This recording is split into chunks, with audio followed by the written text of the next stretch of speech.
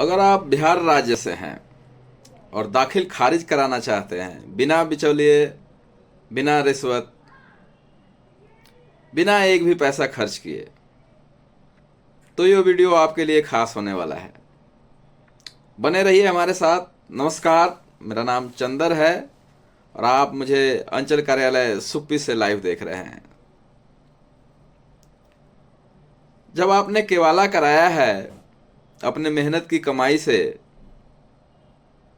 आपका दस्तावेज बिल्कुल सही है, तो दाखिल खारिज 100% होगा और सही होगा, बिना रिश्वत और बिना बिचौलिए के होगा। आप दाखिल खारिज के लिए किसी दलाल को पैसा देंगे तो वो तो लेगा ही। आपके पास दस्तावेज है, आप कंप्यूटर ऑपरेटर के पास जाएं और उन्हें सही से ऑनलाइन आवेदन करने के लिए बोलें।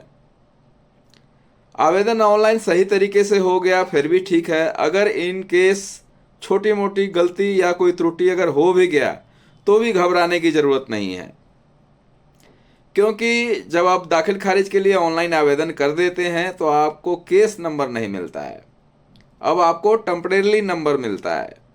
और उस टेम्परेरी नंबर का जांच लैंड रिकॉर्ड बिहार के वेबसाइट पर जाकर वहाँ देखेंगे, नीचे स्क्रॉल करेंगे तो देखेंगे कि लिखा रहता है दाखिल खारिज त्रुटि जांच। उसमें अपना टेम्परेरी नंबर फिल करेंगे और सबमिट करेंगे तो आपको आपके आवेदन की स्थिति का पता चलेगा। इनकेस अगर आवेदक से किसी भी तरह की भूल, किसी भी तरह गलती अगर हुई होगी, तो जो राजस्व कर्मचारी होंगे उनका काम है कि उस त्रुटि को जांच कर उस आवेदन में जो भी त्रुटि होगा उसका विस्तार से वर्णन करते हुए आपको आवेदन आपका आपके लॉगिन आईडी में वापस भेज देंगे। और अगर आवेदन बिल्कुल सही तरीके से हुआ होगा तो आपको वहाँ से केस नंबर जनरेट हो जाएगा, आपको केस नंबर मिल जाएगा। यूँ समझ लीजिए कि अगर आपको केस नंबर मिल गया तो समझिए कि आपको 40% काम दाखिल खारिज का आपका हो गया, स्वीकृत हो गया।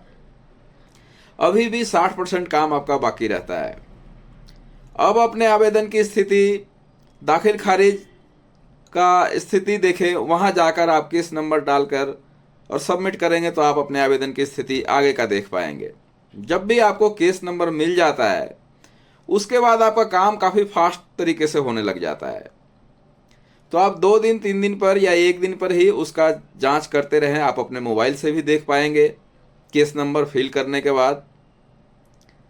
और वहाँ पर कर्मचारी महोदय किसी तरह का आपत्ति नहीं लगाते हैं तो आगे आरओ भी हाँ में हाँ मिलाकर आगे आपको केस को बढ़ा देते हैं और सीओ साहब भी उस पर 99% केस में सहमति जताते हुए आम सूचना और खास सूचना के लिए भेज देते हैं। आम सूचना और खास सूचना की जो अवधि है वो 14 दिनों की रहती है कि उस बीच में किसी व्यक्ति को उस जमीन के दाखिल खारिज से अगर किसी भी तरह की आपत्ति हो तो अंचल कार्यालय में जाकर उस आपत्ति को अपने साक्ष्य के साथ जमा करते हैं तो वो दाखिल खारिज रुक सकता है।